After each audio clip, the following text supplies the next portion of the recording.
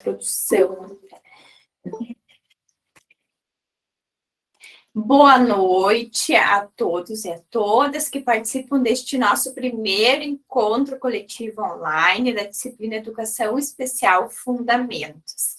É com muita alegria que nós vamos dar sequência a esse processo formativo, que já iniciou com vocês realizando a leitura, agora nós vamos realizar uma retomada, porque este é o material base para a nossa atividade e também é um material extremamente importante para que nós consigamos compreender alguns aspectos que permeiam as questões históricas do campo da educação e também dos processos de inclusão das pessoas com deficiência e como elas foram vistas ao longo da história de toda a humanidade.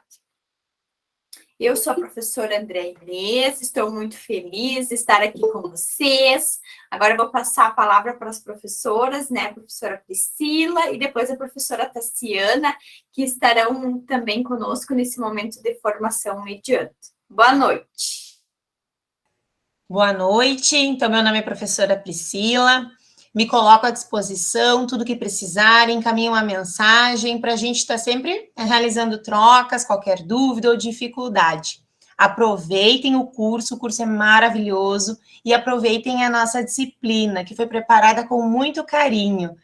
E está, assim, cheia de atividades, de conteúdos, para a gente estar sempre aprendendo, né? Sejam todos muito bem-vindos. Olá, boa noite a todos. Eu sou a professora Tassiana, estou junto com essas professoras maravilhosas que estão compondo essa disciplina, né? Que vocês sejam bem-vindos ao curso, né? A essa disciplina também, em qualquer momento, seja de atividade ou seja de entendimento, ficam bem à vontade para nos mandar mensagem, nos contatar. A gente está aqui para auxiliar vocês, tá? Então, sintam-se bem à vontade. Bom semestre para todos nós.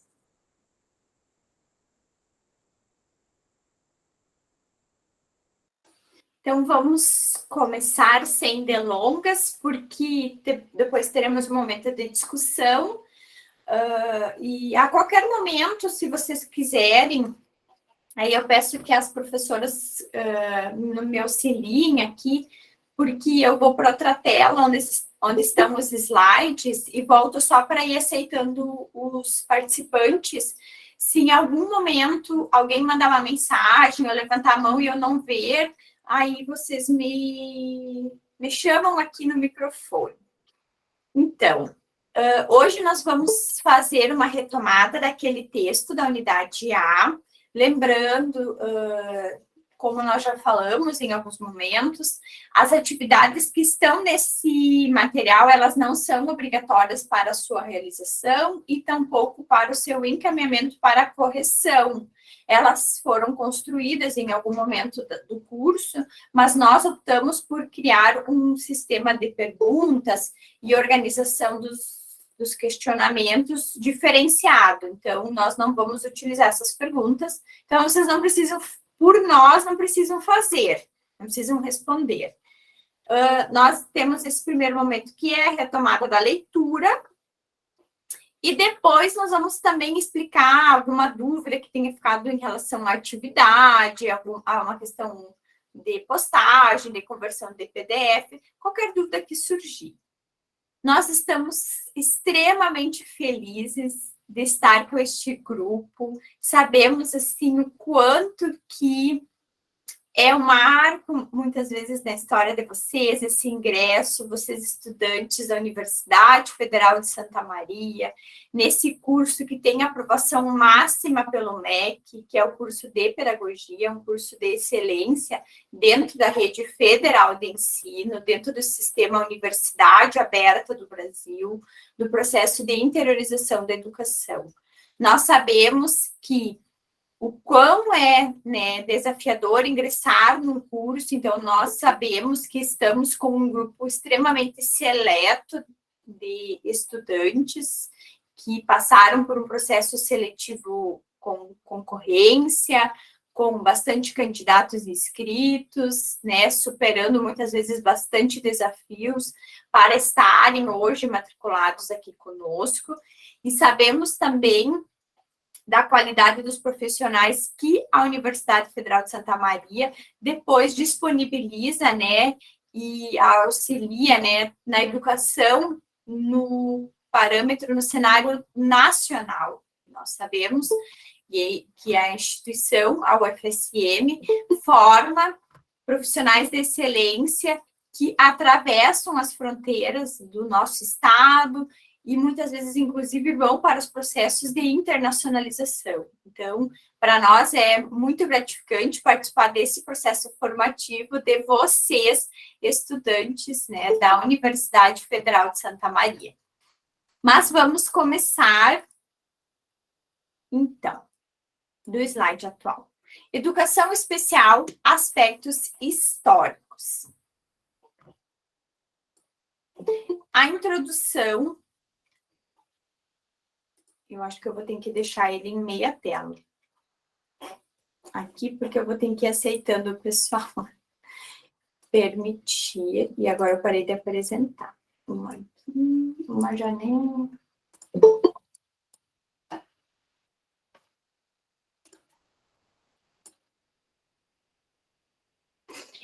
Então, nós vamos falar um pouco sobre a questão da política e da cultura, a inclusão social e a inclusão na escola. O que acontece? Hoje, quando nós debatemos em 2022 a inclusão de pessoas com deficiência no ambiente escolar, nós usamos um tipo de parâmetro para definir o que é essa inclusão. É uma inclusão voltada para a aprendizagem, para esse sujeito como potencial do saber, como a escola, como um local de excelência para a educação de todos os sujeitos. No entanto, historicamente, nós tivemos um espaço extremamente segregativo. A escola, a educação não era para todos, era sempre restrita a uma elite, a um grupo, e assim também aconteceu com outros elementos, como inclusive o direito à vida. Então, nós vamos trabalhar com o elemento linha do tempo, que vai seguir mais ou menos como o texto vinha apresentando para vocês. Então, lá no mundo primitivo, que é aquele primeiro momento do nosso texto, que inicia lá na página 6 do nosso arquivo, nós temos a definição do que era esse mundo primitivo, e era uma dinâmica extremamente manual, extremamente baseada na subsistência. Então, uma pessoa com deficiência, naquele espaço, poderia ocasionar o quê? Uma demanda de dificuldade para, quem sabe, gerir aquele grupo social. E o que acontecia no mundo primitivo? Se negava, inclusive, o direito à vida. Então, um dos grandes marcos do mundo primitivo e a sua relação com as pessoas com deficiência são a eliminação, a morte, o não direito à vida deste sujeito. Um pouco também por essa dinâmica, que era extremamente braçal, extremamente de subsistência, e um pouco também por medo. Do que era isso? É uma falta de entendimento também dos fatores que constituem a própria deficiência, né? A própria caracterização da pessoa público-alvo da educação especial. Então, nós vamos para um segundo momento. Na antiguidade, o texto aqui traz sobre a antiguidade, ele traz algumas características, né? As sociedades, né? Temos o mundo oriental, ali na página 7, ali no último parágrafo. Tendo o mundo oriental, as sociedades egípcias e hebraicas, os gregos e os romanos como referência. Então, eles pegam estes grupos para fazer a caracterização deste momento, né?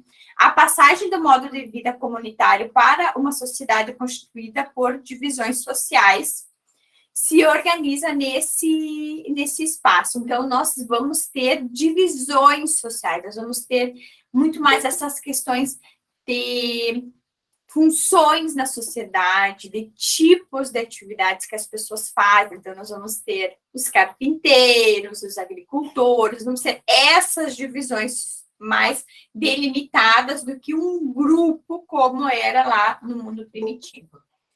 E o que acontece nesse espaço? Com esse processo de divisão, se mantém algumas características que são lá do mundo primitivo, sim, do extermínio. Então, lá na antiguidade ainda ocorre o extermínio, mas também vem uma característica muito forte, que é retirar estes sujeitos deste convívio.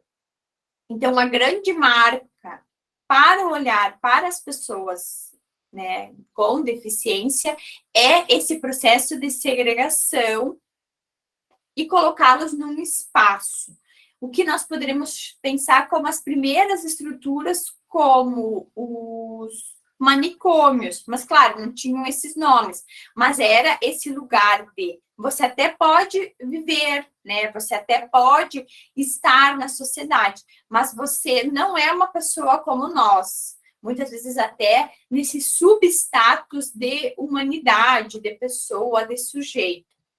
Nessa época, na antiguidade, a gente também tem um marco bem interessante, que é a descaracterização como sujeito do provento, como sujeito que pode receber herança, como sujeito que pode ter capacidades, né, cognitivas de gerir-se economicamente e fisiologicamente. É uma quase desumanização. Você tem o direito à vida, mas você não é necessariamente uma pessoa como nós. Na sequência, o texto vai trazendo o olhar que se tinha sobre as pessoas com deficiência na Idade Média. O que acontece nesse espaço? Nesse momento, nós temos uma forte influência dos aspectos religiosos da sociedade. E aí a gente traz, né, o Corcunda Notre Dame, que nos apresenta o quê? Essa relação muito... A Notre Dame é uma igreja que fica localizada lá na França, e nos mostra muito isso, assim. Ele já é um pouco mais, numa categoria um pouco mais humanizada, mas quem sabe seja Deus que tenha enviado ele. Então, a gente, quem sabe, não pode só fazer o que se fazia antes, né? Que é o extermínio, que é essa segregação extrema, porque também se temia, de algum modo, que isso pudesse o quê? Retornar para quem, né? Enfim, eliminasse. Se tinha também muitos cegos, né? Essa questão mística relacionada à deficiência, ou também como um castigo. E isso é uma coisa que, às vezes, hoje nós ainda vemos, né, em alguns discursos, onde se responsabiliza a mãe ou o pai da criança como se aquele sujeito fosse fruto de algum pecado, né? Então, se essa pessoa nasceu com alguma deficiência, nós não estamos dizendo que nós concordamos com isso, nós estamos dizendo um olhar que se teve na sociedade em algum momento sobre isso. Que se essa pessoa nasceu com deficiência é para pagar algum pecado, né, dos seus genitores, dos seus responsáveis, alguma coisa que esteve ali, que aquela família tenha feito, inclusive alguns pactos, né? Então, que essa família possa ter feito para ter algumas posses. Então, ali na Idade Média começam esses olhares, né? Um tanto místicos e sempre com essa relação com o divino. Existem culturas, na família, Jéssica, a gente não ouve até hoje, assim. E aí, esse discurso, ele dá uma refinada ali nas últimas décadas, mais para cá. E às vezes a gente ouve também como ele sendo um ensinamento que aquele grupo deveria ter por conta desse sujeito. Mas a ideia central vem desse momento da Idade Média, onde se colou, né, principalmente. Então, só para retomar esse slide, Lá no mundo primitivo, o que é mais latente quando a gente olha para a pessoa com deficiência é o extermínio, o não direito à vida. Lá na antiguidade, pegando aqueles povos, né, que o texto traz como referência para nós, a gente tem, com essa reorganização social, nós temos um olhar sobre o extremo segregar, e não é humano, é quase como se fosse uma criatura, né? Mas não como nós. Ele é um ser vivo, mas não como nós. Então, se retira essa característica humana. Na Idade Média, se traz essa característica muito forte da projeção e da relação com o divino. Seja este sujeito tendo algum poder ou ainda atrelado a algum pecado. Isso vai oscilar, porque a gente sabe que esses períodos históricos são muito grandes, há influências culturais, né, de diferentes povos. Nós sabemos que os povos europeus são regidos por algumas matrizes religiosas, nós aqui, né, somos regidos por outras, então há algumas matrizes religiosas que também influenciam um pouco como se olhou, mas a pessoa com deficiência sempre foi olhada muito por esta ótica. Dando sequência, nós vamos para a segunda parte. Vocês sabem que o Renascimento é um espaço muito importante na nossa constituição como sociedade. Há um avanço muito grande do olhar científico, do olhar cultural. Nós temos obras excelentes que foram produzidas neste momento da sociedade. Deixa eu ver se eu tenho aqui a mão para falar isso para vocês. No entanto, eu trouxe aqui uma máquina que nos traz um primeiro momento de pensar sobre a funcionalidade desse sujeito. Então, quem sabe, vamos pensar que, não digo em todas as deficiências, né? Se a gente faz um estudo a fundo sobre como se olhou no Renascimento para as pessoas surdas, como se olhou para as pessoas com deficiência física, há uma pequena oscilação também, né, dentro desses grupos. As pessoas com deficiência física, quanto mais severo, mais parecia assim que o olhar ainda era que nem aqueles grupos mais primitivos, assim. Mas quando era alguma coisa da cintura para baixo, já assim, eu via um investimento muito maior para com esse sujeito. E assim também olhar sobre os cegos e sobre esses grupos diferenciados. Mas há, neste momento do Renascimento, um investimento sobre a funcionalidade desse sujeito. Então, ali nós temos um primeiro protótipo de uma cadeira de rodas. O que acontece também? A gente não pode esquecer que nessas épocas, tudo que se relacionava à busca por territórios, domínio político, prestígio e social acontecia de uma forma extremamente corporal. Então, nós também temos sujeitos que adquirem deficiência. E nós temos sujeitos que eram líderes, né? Que iam lá, dominavam territórios, que se adquiriam deficiências, né? E que também são, né, sujeitos que, por algum momento, entram em processos que a gente chama de reabilitação. Deixa eu ver se eu acho aqui a questão do renascimento, que é muito forte.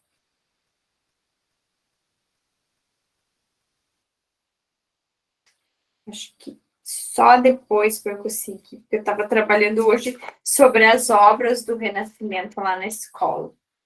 Queria mostrar para vocês como se olhava isso de um jeito mais funcional. Aqui, ó. O Homem Vitruviano, do Leonardo da Vinci. Deixa eu ver se eu consigo aproximar. Estão vendo aqui? Aquele estereótipo do corpo, né? Com perfeição, com simetria, né? Sabemos que o Leonardo da Vinci era um entusiasta, né, da ciência, então a gente sempre pensa muito na Mona Lisa, mas ele tem contribuições muito amplas, tanto no que tange as questões de construção, de irrigação para todas as cidades. Ele observava os pássaros, fez protótipos de coisas que voam, e ele também estudava o corpo humano, assim, um sujeito, assim, com inúmeras, né, linhas de ação. E aí tem essa imagem, né, do homem vitruviano, que é a questão da perfeição do corpo, né? Esse corpo perfeito, este corpo sem mazela. E aí se começa a pensar também nesses instrumentos. Dado isto, quando a gente começa a pensar nesses processos, nós entramos no paradigma da sociedade contemporânea, que é aonde nós nos encontramos. Dentro da sociedade contemporânea, nós temos bastante oscilações, mas nós já temos um avanço no que tange o processo das pessoas estarem neste espaço, poderem estar, não há mais tanta ameaça à sua integridade física, à sua possibilidade de viver em sociedade, de estar na sociedade, e também a questão, né, do olhar sobre as diferentes categorias, os diferentes grupos, a questão também do potencial de desenvolvimento, de saber, não somente das deficiências físicas, mas também, né, de todas essas outras que abarcam, né, esse grande grupo hoje que nós chamamos como público-alvo da educação especial. Dentro da sociedade contemporânea, nós sabemos que ainda existem alguns grupos, é sabido, né, que em algumas tribos ainda ocorre o extermínio, né, de crianças com alguma deficiência, principalmente as físicas. Então, nós sabemos, mas a gente sempre pega a norma como o que há de majoritário, né, nesses espaços, e sabe-se também que alguns grupos também já não adotam mais essas práticas, porque acabam também incorporando algumas mudanças que a sociedade trouxe, mas existem sim vários grupos divididos e em vários espaços, a gente sabe que ainda há. Mas a sociedade contemporânea, ela traz esse olhar um pouco mais sobre a possibilidade de ser e estar nos espaços, não apenas como um sujeito da reabilitação, não apenas como um sujeito que estaria atrelado a esses valores da religiosidade, mas também o sujeito com os seus potenciais, com as suas possibilidades. Professor André Inês, então estamos no patamar de excelência no que tange o processo de inclusão de pessoas com deficiência e público-alvo da educação especial na sociedade? Infelizmente, não.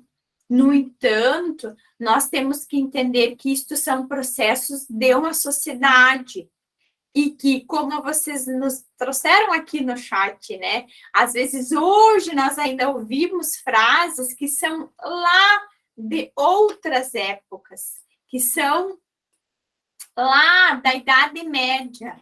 E nós estamos em 2022 e ainda ouvimos frases que se aplicariam na Idade Média. Então, percebam, mas que como sociedade nós avançamos no que tange a garantia de legislação, nós temos hoje o direito à vida, à educação, à saúde, nós conseguimos que todas essas redes supram a necessidade dos estudantes? Ainda não, mas nós temos avanços extremamente significativos neste processo.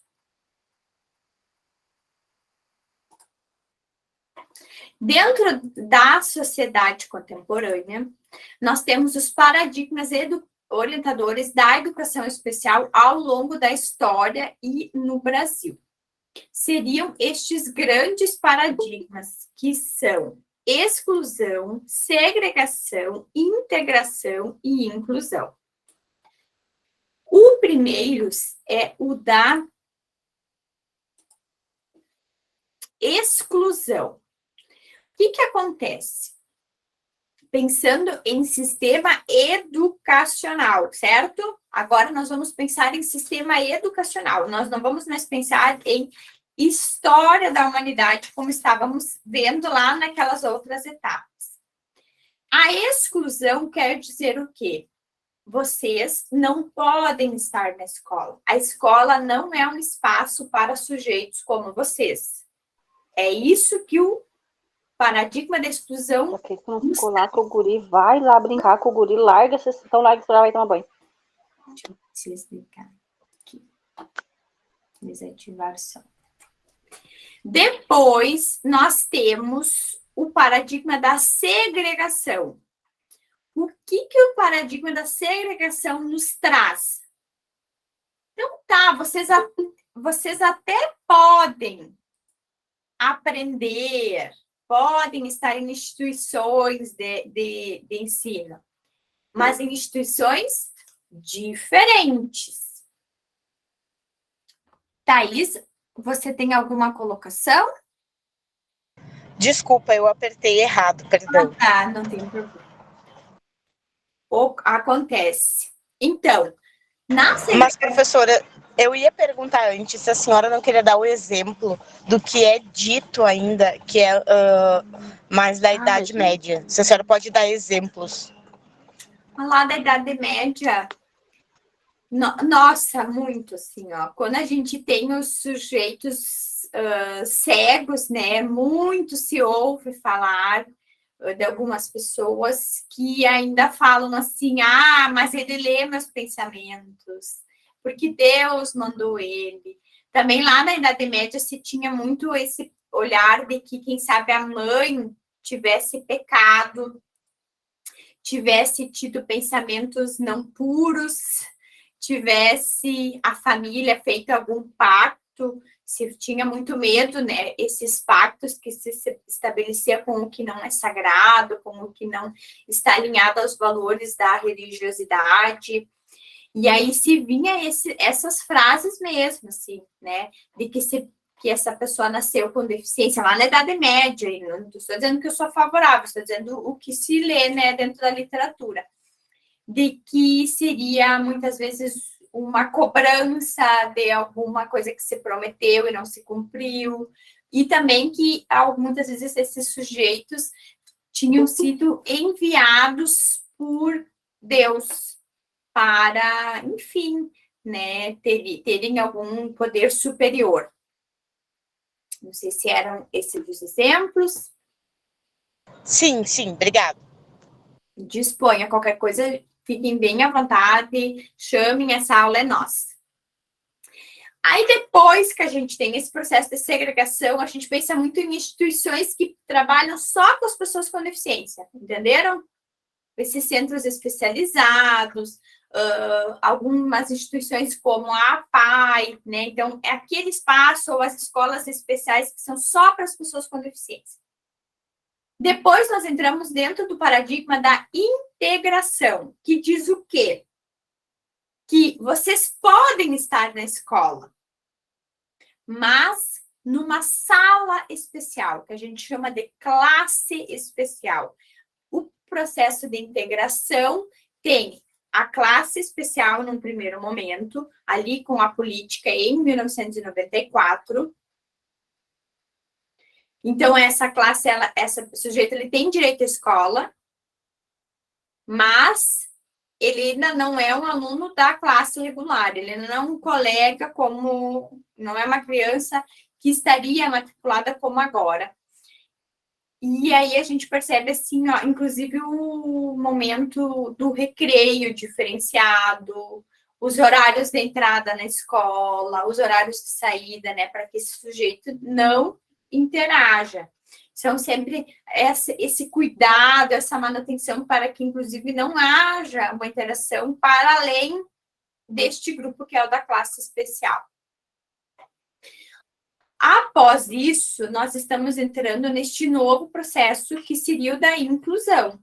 Vocês percebam, né, a oscilação dessas bolinhas, né, desses processos, que seria o quê? Todos juntos, diferentes, né, buscando esse espaço de escola como potência, de classe regular como potência para o desenvolvimento e para a aprendizagem, onde todos poderiam estar e aprender no processo da classe regular.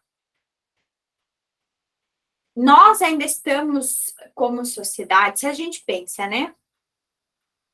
Aqui. Se a gente pensa que nós estamos olhando para as pessoas com deficiência desde o mundo primitivo, eu, como professora de educação especial, entendo que nós estamos, em alguns momentos, oscilando entre a integração e a inclusão, e que este processo de inclusão que se almeja, em alguns espaços nós já consolidamos, em outros nós ainda temos que avançar. É tudo muito novo. A política de 2008, que é o que a gente vai começar a estudar na segunda unidade dessa disciplina, ela é de 2008. E isso, se a gente pensa na história de uma humanidade que tem mais que 2022 anos, isso é muito pouco frente aos impactos culturais que uma década, 2 décadas têm nos nossos comportamentos. Se nós pensarmos o modo como a sociedade olhou para as mulheres desde toda a humanidade, né? O modo como a sociedade vem modificando, nós vamos e voltamos. Vamos e voltamos. É ou não é? E isso também acontece com os processos de inclusão.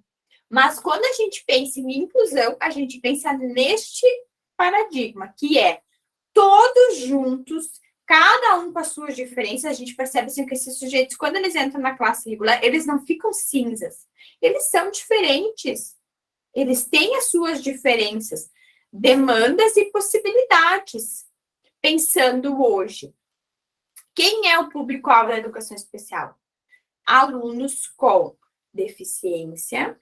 Nós vamos trazer essa caracterização bem para vocês na próxima unidade. Alunos com autismo, TEA, e nós vamos ter o terceiro grupo, que são os alunos com altas habilidades e superdotação. Então, são grupos extremamente diversificados e que dentro deles ainda há extrema, né, modificação tanto dos espectros, quanto das classificações, quanto as áreas de interesse, hiperfoco e possibilidades, além da questão individual de cada um. Mas os paradigmas seriam estes. Retomando. Exclusão, onde a palavra-chave é não acesso ao sistema educacional. Segregação, que é você tem direito à educação, mas em uma instituição e um espaço que não é escola. E a integração, você pode estar na escola, mas numa classe só para pessoas com deficiência, aonde, inclusive, vocês não interagem com os outros. Claro, esses conceitos são extremamente amplos, mas a gente vem trazendo eles de uma forma resumida, de uma forma bem didática. E esse novo paradigma, que é o da inclusão, onde todos, dentro das nossas diferenças, podemos estar aqui e nos desenvolver dentro também do nosso potencial e das nossas possibilidades. Estes seriam os paradigmas. Alguma dúvida quanto aos paradigmas? Não tem errado, não tem certo. Nós estamos todos num processo de formação. Quem sabe, pode falar, Andreia. Professora, a minha pergunta é sobre a integração. Aqui em Livramento ainda existem escolas com classe especial com alunos especiais e tudo. Essa integração, mesmo a escola fazendo digamos, a parte didática da inclusão e tudo mais, o aluno participando da aula, com os ditos normais, né? Vamos dizer assim. Mas, assim, a minha pergunta é assim, ó, quando a escola, mesmo trabalhando com a inclusão, com a didática da inclusão nela, ela, ainda assim, tem uma sala de aula para um reforço, ou eles dizem reforço, mas eu não consigo ver dessa forma. Para esses alunos com que precisa de uma atenção maior, com deficiência, esses alunos com deficiência não estaria estando mais para integração do que inclusão na escola? É porque fica misturado a inclusão com a integração. Parece que a escola ela quer fazer a inclusão, mas ela participa, ela é mais integradora do que inclusiva. Acho que é isso que eu quero falar. Uhum, compreendo. Então vamos lá. Eu peguei duas dúvidas aqui, vou retomar. Primeiro, tem que ficar claro aqui que quando a gente pensa em segregação, a gente pensa em não estar na escola, certo? Aqui, essa imagem que nós trouxemos segregação você tem direito à educação, mas você não tem direito à educação dentro do sistema da escola, dentro do sistema educacional, certo?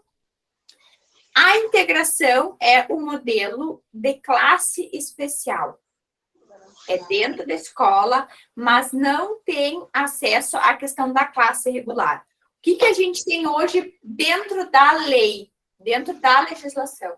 Nós temos 2 processos que são a dupla matrícula do público-alvo da educação especial. O que isso quer dizer? Complementar e suplementar, nós temos uma matrícula na classe regular para esse estudante, vamos dizer, lá no 4º ano do ensino fundamental, e uma matrícula no atendimento educacional especializado, o AEE, onde esse aluno faz um acompanhamento com professor de educação especial. Neste processo, nós temos momentos em que esse aluno faz, sim, atendimentos complementares e suplementares, que não são o reforço educacional, mas sim trabalho em cima de competências e habilidades dentro da escola ou dos centros especializados, como nos trazem as normas técnicas. Eu atendo dentro da minha escola. A professora Priscila Linassi atende dentro de um centro especializado, né? Pode trazer mais. Em alguns momentos, a inclusão parece integração, mas eu quero que fique claro para vocês. O processo de inclusão é o aluno dentro da sala de aula com a potência de poder desenvolver-se e aprender-se com seus colegas. O processo de integração é o aluno dentro da escola, mas numa classe separada, tá bom? Eu não estou dizendo que, às vezes, a inclusão não tem... Parece integração, sabe? Aquele aluno que ele está na sala, mas ele não interage com os colegas, certo? Mas para que fique claro que integração é dentro da escola, mas numa classe separada. E na inclusão é ele dentro da classe regular. E aí nós temos o duplo processo de matrícula regular, com o que a gente fala muitas vezes de crianças com desenvolvimento típico, que isso também me parece tão complicado, porque se a gente entra numa turma, o que seria um desenvolvimento típico, né? E o processo público-alvo da educação especial, que muitas vezes também ocorre dentro da classe regular, mediada com um monitor, com um profissional de apoio, que a lei permite e orienta. Ficou alguma dúvida?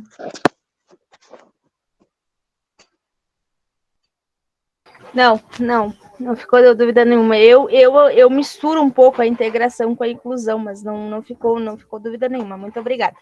Imagina, e a gente vai deixar gravado, André, se você quiser depois retomar, né, ficar bem à vontade. Júlia?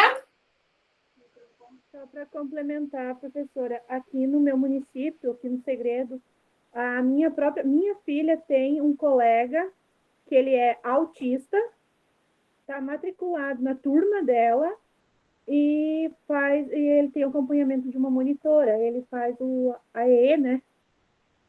E pelo que eu sei, que eu converso com a mãe do guri, ele também vai na APAE do município vizinho aqui. Então, acho que isso é bem a ver com o que a senhora estava falando, da inclusão, né? Só para dar uma comentada. Maravilhoso, Júlia. Nós temos muitos estudantes que fazem, inclusive, terapias complementares. É muito comum, assim, em casos dos nossos alunos, eles vão na classe regular, eles fazem o acompanhamento com o profissional da educação especial e, fora ainda, eles fazem muitas vezes acompanhamento com, principalmente, autismo, com fonoaudiólogo, fazem muito, é muito comum. E também um grupo, assim, de profissionais que é excelente, assim, que é o terapeuta ocupacional e o psicólogo. Então, é muito comum, dentro do cenário do público-alvo da educação especial, que esse sujeito acesse outras terapias.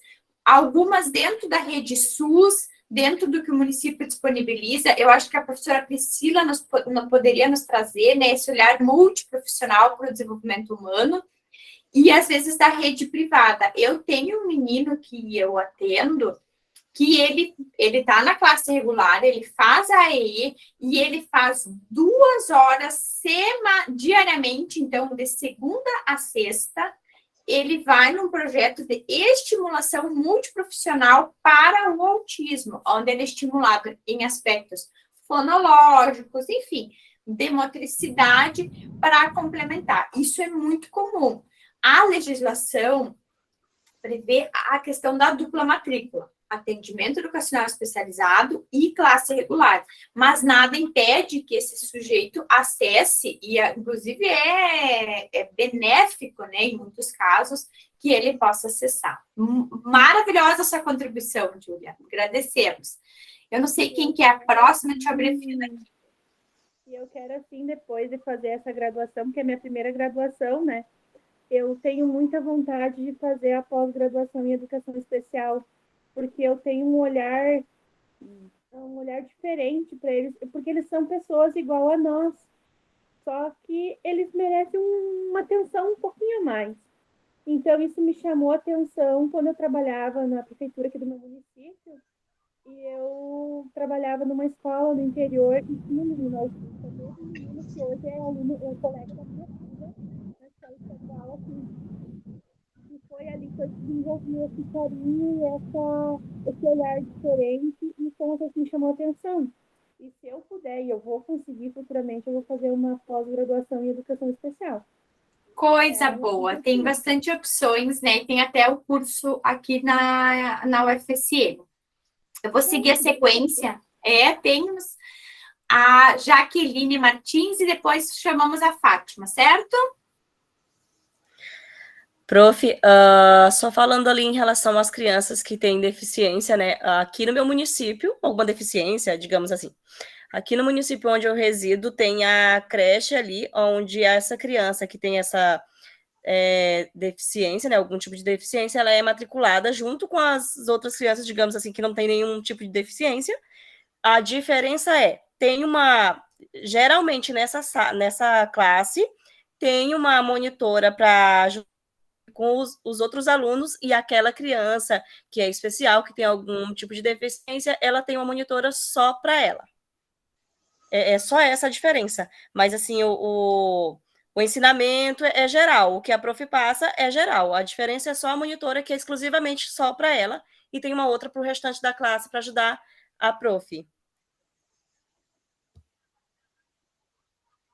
Muito obrigada, Jaqueline. Sim, nós temos também dentro da rede a questão dos monitores, e em alguns casos ela não é necessária, e outras vezes ela é. Então, é questão de avaliar para cada sujeito, e a mediação dentro da instituição, bem tranquilo. Deixa eu ver a próxima pessoa que estava com a mão. Parecia que não era a Karen. Parece que eu tinha chamado outra pessoa antes, mas enfim, vou abrir aqui a fila, está escrito Karen. Se eu tiver eliminado alguém dessa fila, levante a mão, por gentileza, novamente, que daí depois nós... Boa noite, professora. Prof, sim, só para complementar.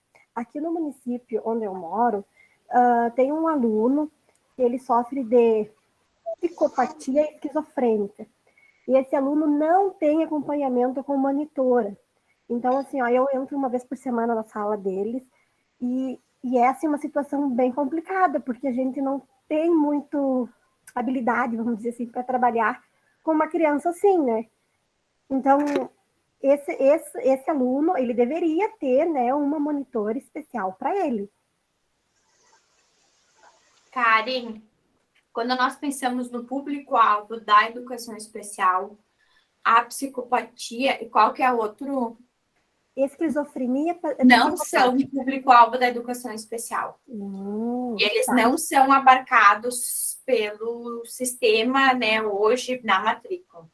Então, não tem a questão do monitor, né? Por isso que, inclusive, se delimitou quem que é e quem que não é. Alguém também colocou que tem uma escola só para surdos. Vocês vão ter uma disciplina de Libras que vai trabalhar especificamente sobre isso. Eu e a professora Priscila somos da área da surdez e, inclusive, no ano passado se criou a modalidade de educação para surdos para reforçar esse movimento. E a escola de surdos é por conta de uma questão linguística cultural. Inclusive, quando a gente pensa no público-alvo da educação especial, nós já temos, né, professora Priscila, que deveria ser o 4 divisões. Nossa, isso é uma concepção nossa, que é pessoas com deficiência, pessoas com TEA, pessoas com alta habilidade de superdotação e a surdez, porque nós compreendemos o sujeito surdo não como sujeito da deficiência, mas sim como sujeito culturalmente distinto. E aí se entraria, e a gente percebe que dentro do sistema de legislação nacional, a surdez está ancorada numa modalidade de ensino. E por isso que as escolas de surdos, né, estão presentes aqui em Santa Maria. Nós temos, eu não sei qual que é a cidade de quem nos mandou aqui no bate-papo, mas elas ainda estão... enfim, né, previstas, e me parece que o sistema educacional vai girar ainda para aproximar esse sujeito da sua identidade cultural e retirá-lo desse grupo de pessoas com deficiência, mantendo-o como público-alvo da educação especial. Professora, fui eu que mandei. Na minha cidade, o nome até chama ILES, né, que é o Instituto... enfim, né, para surdos. Eu achei muito interessante porque na empresa que eu trabalhava a gente fez um projeto envolvendo, né, alguns jovens, por isso que até coloquei surdos e deficientes auditivos, porque a gente aprendeu que tem essa diferença, né, até porque surdo é pessoa que não escuta, né, não fala, não escuta, e deficiente auditivo é quando tem uma baixa audição. Então, assim, eu achei muito bacana conhecer a escola. Vi que a maioria dos professores, inclusive, também são surdos ou deficientes auditivos, e alguns não eram, mas, assim, claro, né, todos eles falavam, né, na língua de sinais, Libras, né, mas foi muito interessante. Que bom, Jéssica, a gente já fica feliz. Na verdade, eu, como professora aqui, estou muito feliz com as contribuições de vocês. Eu acho que a nossa aula está ficando riquíssima, eu diria um luxo de processo, assim. Eu fico muito feliz que estamos com esse seleto grupo de estudantes que já tem um olhar sobre as pessoas, né, público-alvo da educação especial, e eu vejo, assim, que vocês, como nossos futuros colegas, alguns, inclusive, já atuam na escola, estão aqui para trazer esse paradigma da inclusão com tudo no sistema educacional. Eu me alegro, assim, ó, de uma maneira ímpar. Eu gostaria que a professora Priscila, que tem um espaço, assim, ó, de atuação incrível na sociedade, pudesse nos explicar um pouquinho os centros multiprofissionais. Claro. Então, eu trabalho aqui em Venâncio Aires, né, num centro integrado de educação e saúde. Então, nesse centro, nós temos uma equipe multiprofissional, que a gente tem neuropediatra, neurologista, fonoaudiólogo, psicólogo, terapeuta ocupacional, professora de educação especial, que agora nós criamos o AEE nesse centro, para a gente prestar atendimento para as crianças que estão nas escolas municipais de educação infantil, porque a gente não consegue instalar salas em cada escola. Então, a gente faz esse atendimento junto nesse centro que é multiprofissional. E nesse centro, então, as crianças são atendidas sempre no turno oposto, isso é bem importante, assim, para não interferir, né, na escolarização. Então, essas crianças recebem os atendimentos e essa equipe está sempre conversando e dialogando junto com a escola. Após a gente fazer as avaliações, as intervenções, nós fizemos o estudo de caso da criança. O que é? Quando a gente convida a escola para vir lá no centro e a gente troca informações com a escola sobre a criança, pensando sempre na necessidade, no que aquela criança precisa e como que a gente, como equipe profissional, pode contribuir, pode pensar em estratégias, construir junto com a escola para melhorar ela lá, esse processo de inclusão. Então, é assim que funciona aqui o centro onde eu trabalho, né? O Centro Integrado de Educação e Saúde. Luigi.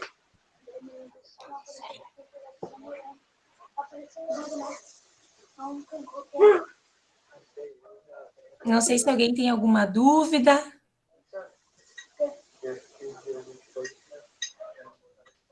Acho que a Luana, deixa eu ver a fila aqui.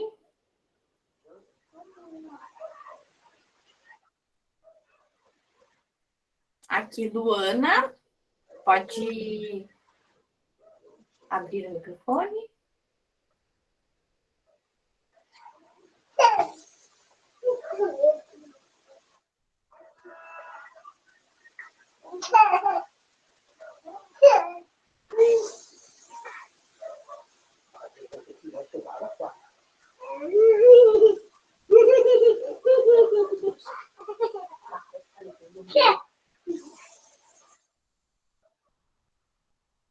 Deixa eu ver aqui.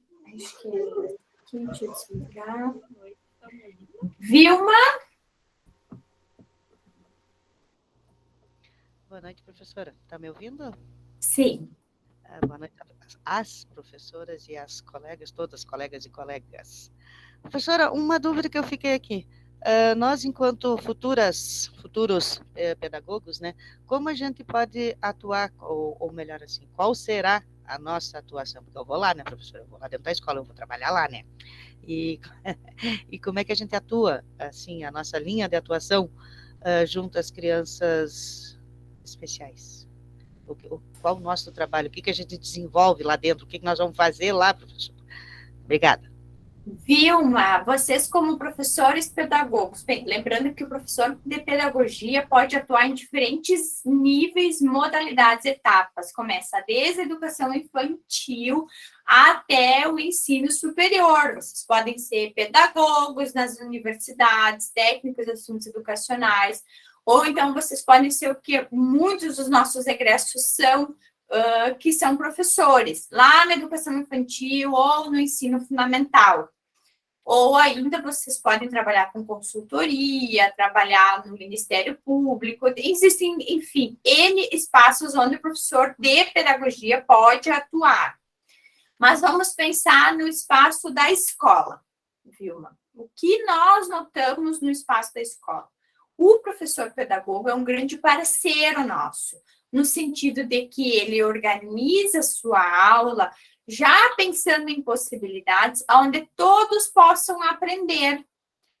Como o professor da classe regular, né, o nosso colega pedagogo, nós, pelo menos professores de educação especial, sempre buscamos estabelecer esses diálogos e ações. Então, o que acontece, Vilma? Você, como professora, que será um profissional já que vai sair com um olhar diferenciado da sua formação, quando você for trabalhar, vamos dizer assim, as formas geométricas lá, triângulo, quadrado, círculo, planas, né? Você vai ter um aluno que, quem sabe, precise de um momento mais sensorial. Você vai levar o quê? Um material concreto também para a sua aula. E aí, Vilma, a sua aula, em vez de você só mostrar a imagem do triângulo de você mostrar só a imagem do círculo, você vai levar o material, né? Vai deixar ele tocar. E aí vai o aluno da educação especial, vai usar aquele material concreto, e quem sabe um outro aluno seu também vai se beneficiar. O que nós temos visto, né, no cenário? Eu não estou dizendo que isso é unânime, porque a gente sabe que os processos são permeados por pessoas, concepções, e às vezes sim, existem pessoas que ainda têm resistência a isso. É que, na verdade, os professores eles têm criado estratégias extremamente ricas para que esse aluno possa estar na classe regular como os demais. Às vezes trazendo alguns elementos diferenciados que beneficiam não só ele, mas também os seus colegas. Mas sempre nesse trabalho de professor de classe regular, pensando, não sozinho, mas de forma colaborativa em estratégias. Eu não sei se era isso que você me perguntou, se eu fui, né, na minha direção de resposta, mas eu tenho sempre para mim que os pedagogos são ótimos, na verdade, excelentes pares no processo de inclusão e que a gente aprende com eles e eles aprendem conosco. É sempre esse diálogo, é um lugar muito importante. Vilma, repasso a palavra para você. Então, seria assim, no português bem chulo, seria uma parceria, digamos assim, trabalha-se em comum acordo, trocando ideias, buscando sempre, visando sempre, né, o melhor para o aluno e toda a turma, no caso, né, porque, como a senhora comentou, né, prof, o material, vamos trabalhar em cima do exemplo que a senhora deu, né, o material não vai ser único, exclusivo só para um, vai ser aproveitado por todos, né, óbvio que o foco lá vai ser aquele aluno, mas a gente também não precisa dizer isso, né, a gente leva um material para todos, e com certeza, vamos supor, educação infantil ou séries iniciais, né, criança é curiosa, né, repassou ali, todo mundo vai aprender junto, né? O meu foco é alfabetização, né, prof? Eu quero ser pedagoga para trabalhar com alfabetização, nem que seja um ano, mas eu tenho que fazer isso, sabe? Eu tenho que fazer isso. Obrigada, professora. Coisa boa, Vilma. Foi rica a sua colocação. E digo que o inverso também acontece. Essa semana eu fui trabalhar ampliação sensorial com um aluno público-alvo da educação especial. E aí eu aproveitei um espaço externo, como tinha com gel, né? Atividade com gel, para que alguns alunos com autismo têm bastante hipersensibilidade. Então a gente trabalha isso, as formas. E eu trabalho as formas já com elas dentro daquele gel, para inclusive estimulá-la a pegar esses materiais. E aí, assim, ó, texturas, temperaturas.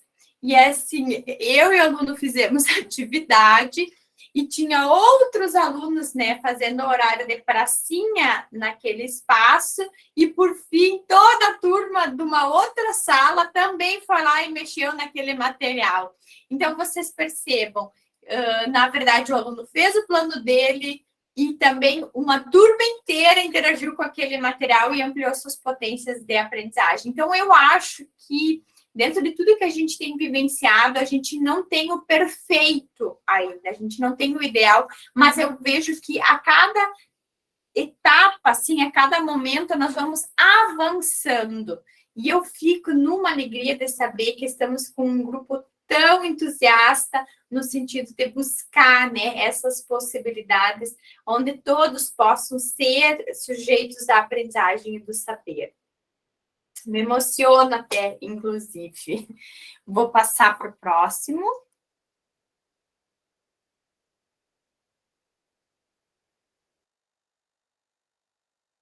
Luana.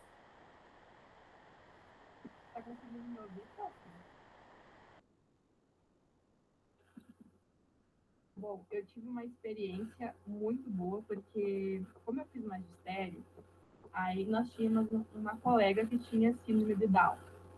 Então, ela tinha algumas vezes por semana acompanhamento no AEE, mas era incrível, porque assim, ó, ela conseguia, nós tínhamos um estágio e tudo mais, os acompanhamentos de sala de aula, e tudo isso ela conseguia fazer. Claro, fazia na possibilidade dela, mas até vinha alguns professores, vinham falar conosco, que ela tinha assim, uma atitude perfeita assim, de professora, ela conseguia impor a ordem na sala de aula, com as crianças. tanto é que algumas atividades práticas que nós tínhamos que fazer, a gente até fazia com ela, né, para desenvolver ela também. E foi uma experiência muito boa ver que eles têm, eles conseguem fazer as mesmas coisas que nós, claro, nas possibilidades deles, mas foi muito bom. Só eu não sei dizer se ela fez o estágio obrigatório final, mas, assim, todos, até onde eu saiba, ela completou. Foi uma experiência muito boa. E, na verdade, né, Luana, nem nós todos, quando estamos numa turma, vamos nos desenvolver do mesmo jeito. Quando nós chegamos ali no final, assim, nós percebemos que cada um tem o seu ritmo de aprendizagem dentro do grupo. Nós vamos deixar o mesmo material, a mesma aula, a mesma orientação, e os trabalhos, as questões formativas vão ser diferentes, né? Então, essa questão de que vão sair todos iguais dentro de um processo formativo, isso é utópico, isso nunca foi real. Isso, quem sabe se achou que as pessoas sairiam iguais, mas nem de longe, né? E eu creio que nesses processos eles estão aí para nos mostrar o quanto que a sociedade é plural. Claro que a gente ainda tem que avançar, tem que estar, né, uma luta constante. Como diz a Luciane, né, tem os pontos negativos e os pontos positivos que a gente precisa repensar. Eu acho que nós sempre precisamos estar vigilantes a estes processos, né? Não achar que a matrícula é uma garantia de inclusão, e sim que ela é uma potência para que aconteça. No entanto, há sim uma necessidade de vigilância, de ir, né, de pensar esse sujeito como em sua potência de aprendizagem, de ver até onde que ele consegue, porque eu tomo como nós mesmos como sujeitos, né, que estamos num espaço de formação. Cada um vai se desenvolver de um jeito e dentro do que consegue, dentro das suas possibilidades, né? Eu penso em todas as atividades da nossa vida. Nós, às vezes, estamos dentro de uma escola, dentro de uma empresa, dentro de um grupo de dança, dentro de um grupo de canto, dentro de uma academia, sei lá. Vamos sair para fazer uma caminhada, vamos fazer um almoço, alguma coisa, e cada um vai fazer de um jeito dentro do que consegue. E, às vezes, não é certo, errado, não é menos e não é mais. É o que naquele momento se consegue fazer, e a educação, não que se faça pelo menos, né? A gente sempre tem que pensar na excelência, mas pensar que é diferente, que não é todo mundo vai ter e vivenciar as questões do mesmo jeito. Mas eu acho que estarmos atentos já ajuda bastante. E sim, né, a gente precisa de financiamento, de estrutura, tudo isso também. Eu vou abrir agora mais duas falas e depois eu vou passar as orientações para que a gente não... Deixa eu ver aqui, abrir fila. Temos Jaqueline Grazi. Prof, assim, eu nunca tive a experiência, né, de estar numa sala de aula e ocupar ali o lugar de um professor numa sala de aula. Nunca tive antes. Mas eu ocupo, assim, em algum momento, quando vem, porque eu tenho duas filhas que estudam ainda no ensino fundamental, e às vezes vem a tarefa de casa e eu preciso auxiliar naquela tarefa. E eu já notei, né, a questão da estratégia, de como explicar, porque eu explico de uma forma, mas não é, como é que eu posso te dizer? As duas não entendem exatamente da mesma forma como eu tenha explicado, né? Eu vou dar um exemplo. Um dia tinha uma tarefa que tinha moedas e real, né? E aí, o que acontecia? Eu expliquei de várias formas, fazer ela entender que existe R$20,50. Expliquei uma, duas vezes, e depois eu tentei fazer diferente. Eu tentei fazer com que ela descobrisse primeiro o real. Descobre para mim quanto que tu tem em real. E daí ela descobriu. Foi bem mais fácil quando eu decidi fazer dessa forma, que as outras formas não estavam dando certo. Depois, aí ela descobriu quanto que ela tinha em real. Agora descobre para mim quanto que tu tem em moedas. Aí ela descobriu. Foi assim, ó, questão de segundo, ela descobriu quanto que ela tinha no total, tantos reais e tantas moedas, né? Embora eu não tenha, porque eu não tenho, se torna um pouco difícil para mim que eu não tenho a preparação que um professor tem.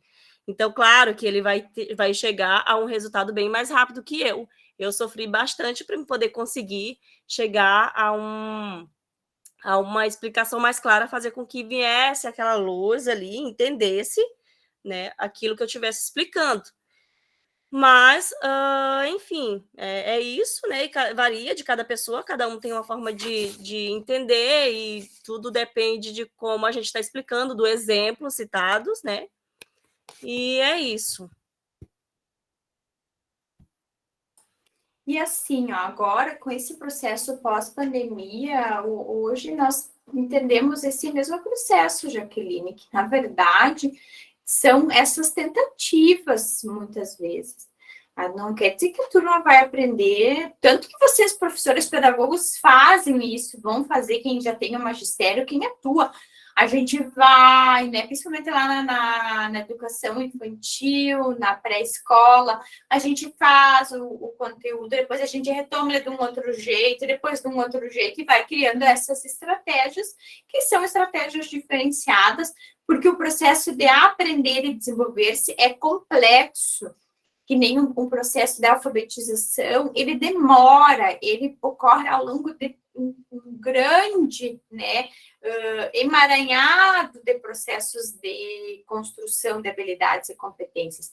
Quando a gente pensa na escrita e na leitura, né, a gente pensa a alfabetização é só saber ler e escrever, mas não, ele começa lá na creche, quando a gente trabalha a lateralidade, quando a gente trabalha direita e esquerda, quando a gente trabalha os olhinhos que aprendem a ler, quando a gente começa a trabalhar esses músculozinhos aqui, ó, da mão. Então, é um processo de alfabetização mesmo, ele demora muitos anos se a gente pegar ele na sua essência neurológica, que não é decodificar e escrever letras, e sim esse manusear dos elementos culturais, do corpo, dos olhinhos, que tem que aprender a ler assim, que tem que aprender a identificar que letra é essa, que aprendem de sons, né? Que aprendem o processo de lateralidade, são enormes. Eu me atrevo a dizer que são processos que começam desde o nascimento, se formos atentos ao desenvolvimento neurológico. A neurociência já nos traz, né, a importância do desenvolvimento dos dois hemisférios e a sua interligação neuronal. Então, percebam, e é um processo de ir e voltar. Vocês sabem, quem já está na escola, quem já foi monitor, quem tem magistério, quem tem filho, que existem coisas que vêm e voltam ao longo do ano dentro do planejamento, justamente para que ocorra o processo de consolidação desses conceitos, né? A gente não ensina a criança o que é um cubo. Primeiro, a gente vai para o conceito de formas, traços, lá como nos diz a BNCC, a gente vai para o quadrado, né? Depois a gente começa a pensar a tridimensionalidade. Então, são processos grandes, complexos, e eu digo assim, ó, muitas vezes você acha que a criança está brincando e ela está aprendendo na escola de uma maneira mais lúdica. Mas eu sou muito feliz aqui com as nossas discussões. Vou chamar para o debate a próxima colega, que é a Grazi. Fique à vontade, abra seu microfone.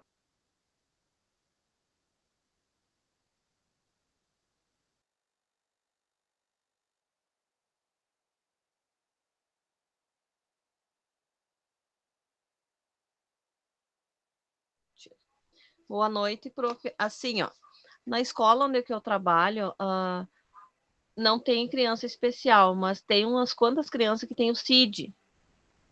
Daí eles estão no 4º ano, 3º ano e 4º ano na escola onde eu trabalho, e eles não conseguem, eles não sabem, e daí a prof ensina, começa do começo, da letra A, vai indo, no outro dia eles já não sabem. Daí a gente não sei, será que essas crianças têm direito a uma monitora, ou como que funciona, né? Essa parte a gente não sabe. mas elas não conseguem, sabe? Elas não vão, tem uns que já vão para o 5º ano, porque eu acho que essa criança que tem o CID, ele não reprova, né? Eles mal sabem desenhar um nome, uns conhecem umas letras, outros já não conhecem. Olha, Grazi, aí a gente não sabe, porque a CID, ela é a categorização de todo o manual do DSM.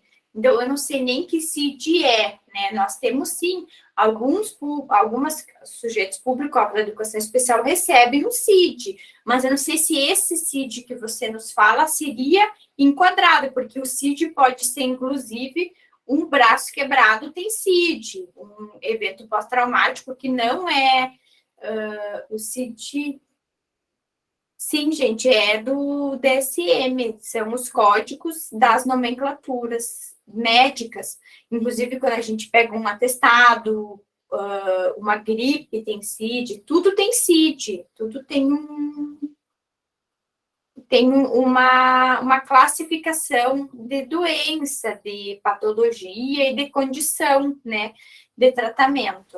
Eu acho que o CID é o manual que é a classificação internacional de doenças e o DSM é outro recurso. Sim, mas eles estão interligados, esses dois manuais. Então, assim, ó, o que eu quero dizer? Eu não sabia, obrigada. Que eles são maiores. Não sei se vocês entendem, se a gente sempre fala, a pessoa tem CID. Claro, o autismo tem um CID. A deficiência intelectual tem vários CIDs que podem ser deficiência intelectual.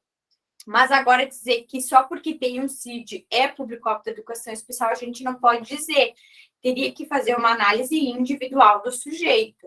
A reprovação de um aluno, a retenção de um aluno, ela não está condicionada à pessoa ser público-alvo da educação especial ou não. Tanto que nós reprovamos, nós retemos alunos público-alvo da educação especial. Nós sabemos que em alguns momentos os estudantes vão passando. É que daí para nós aqui numa aula, fazer uma avaliação dessas fica até complicado no que tange o campo ético da discussão. Eu não posso dizer que isso é certo, que isso é errado, se eu não tenho acesso a todos os elementos. Me incorre também um processo que é da minha, né, postura como profissional, de não poder dizer assim, que esse aluno pode passar ou não, porque eu não acompanho o processo da aprendizagem dele, eu não sei se esse CID que ele tem é público-alvo da educação especial, porque, inclusive, os transtornos que não são público-alvo da educação especial têm CID. Então, essa coisa precisa ser diferenciada, né? Eu sei que o autismo tem um CID, mas não necessariamente todo CID é público-alvo da educação especial, porque tudo, né? Um evento pós-traumático não garante que você seja público-alvo da educação especial, mas é um CID. A COVID é um CID, né? Mas não quer dizer que você, né, seja público-alvo da educação especial. Implementando, por exemplo, o transtorno de déficit de atenção e hiperatividade tem um CID, mas ele não é público-alvo da educação especial. Só exemplificando também, né? Me recordei agora do TDAH, que não é nosso público. Tem, porque tem intervenções e tudo mais. A gente não pode nunca numa aula se posicionar assim, de dizer que é o que é certo e errado sem conhecer, assim. Nem dentro da escola a gente dá uma avaliação num dia, numa tarde, assim, é um processo bem complexo. Uma deficiência, ela tem o CID por receber. É isso, né? O CID é muito maior e engloba várias demandas, né? E eles são interligados, sim, o CID e o DSM é tudo interligado, certo? São os códigos, tanto que quando atualizou lá no autismo, a gente tinha a disciplina, a gente explicou direitinho, né? Quando alterou o DSM 4 para o 5, mudou também, tá bom? Certo? Isso. Mais alguma colocação? Que acho que eu vou para a atividade, né? Vocês receberam, deixa eu trocar a guia. Aqui. Ai, coisa boa essa sala cheia. Eu não quero exceder para a gente não pegar o tempo de vocês, porque a gente sabe que vocês se organizam nesse tempo. Uma janelinha. Não, eu acho que eu fechei. Eu acho que eu vou pegar a guia inteira aqui. Peraí. Cancelar aqui, tela inteira. A tela inteira. Aqui, compartilhar. Agora vai dar aquele meta-universo. Deu compartilhando vocês todos. Olha, daquelas 1000 janelinhas. Eu chamo de meta-universo. E agora vai dar aqui.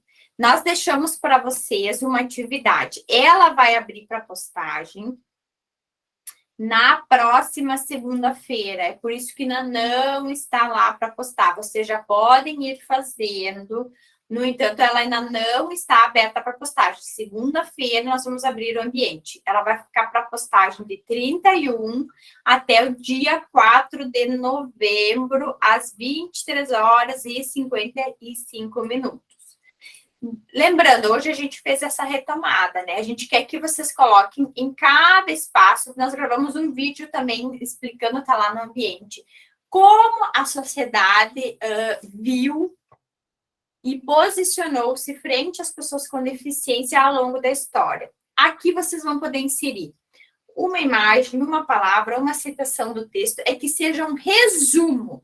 Isso aqui vai funcionar como um resumo para vocês, para que vocês nunca mais esqueçam essas divisões.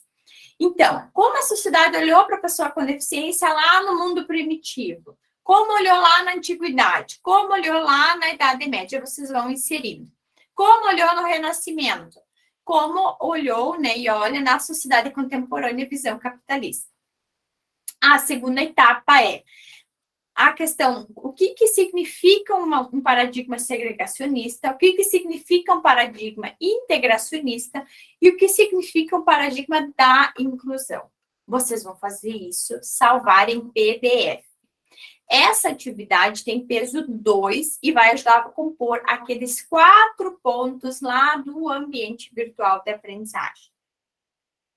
Eu não sei se... vou fechar aqui esse loop. Se ficou alguma dúvida, o espaço de postagem ainda não está disponível, porque nós iremos abrir para a postagem lá no dia 31, que é na segunda-feira, certo? Lá no ambiente. Alguém tem alguma dúvida quanto a isso? Queridos. Não conseguiu, Vilma? Olha só, se você tem o Word... Eu vou abrir aqui, vou salvar em PDF, tá? Uma janela. Tá, então vamos lá. Eu fiz errado aqui, peraí. Compartilhar a tela inteira. Aqui, compartilhar. Vou colocar vocês de novo no looping, ó, o infinito. Olha, meta-universo. Ai, isso deve dar um negócio. Ó, aí vamos aqui em arquivo. Estão vendo, né? Arquivo. Salvar como.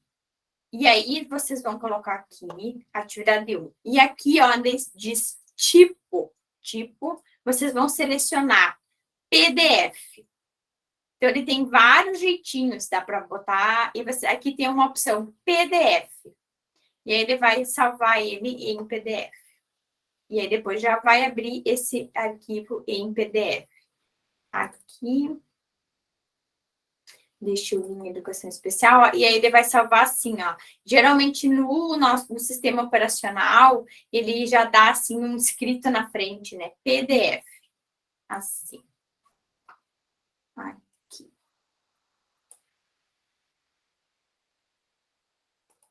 Ficou alguma dúvida?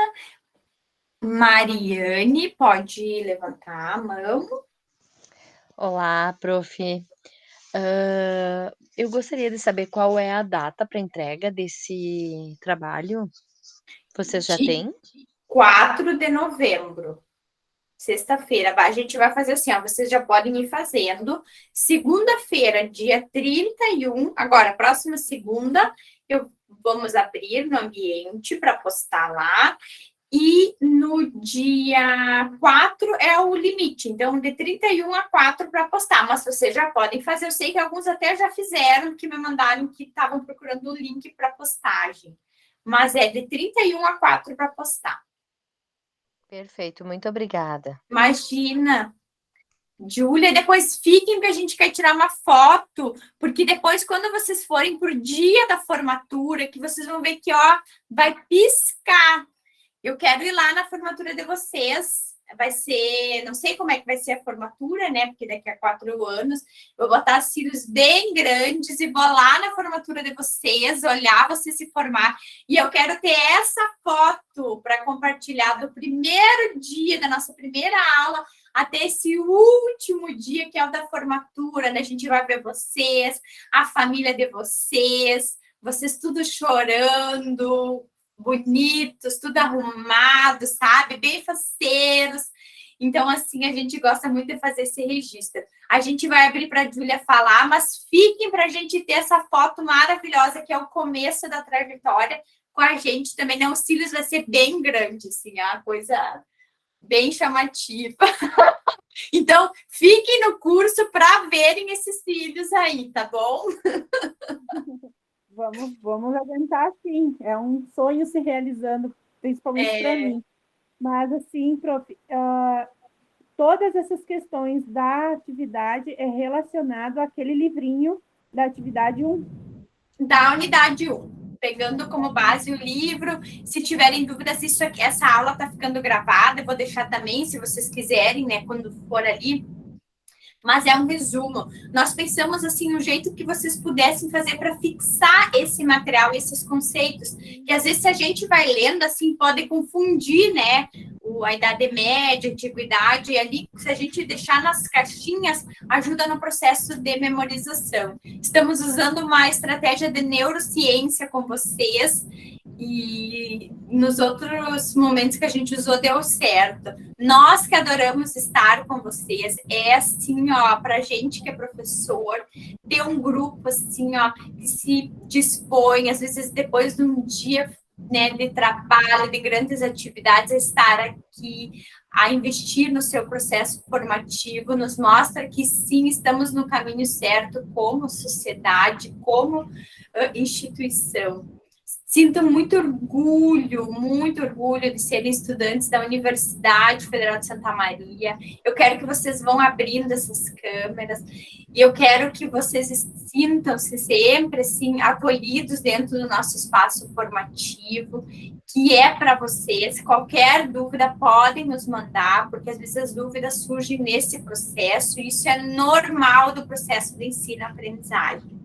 Nós vamos agora tirar uma foto, um retrato bem bonito, para a gente ter também lá depois, quando vocês forem se formar. E estamos ansiosas, né, professora Priscila, professora Tassiana, para conhecê-los presencialmente. Da nossa parte, muito obrigada. Agora, ó, o melhor sorriso da noite, aquele Colgate Total 12. Vamos lá. Muito obrigada, e qualquer dúvida, mandem mensagem. Obrigado, gente. Boa noite. Foi um prazer estar com vocês. Adorei a aula. Super proveitosa. A cada aula a gente aprende um pouquinho mais. Boa noite a todos vocês e até a próxima. Obrigada, prof. Boa noite. Boa noite. Boa noite. Obrigada, prof. Tudo de bom. Uma boa noite. Boa noite. Boa noite a todos. Boa noite. Boa noite a todos. Boa noite a todas.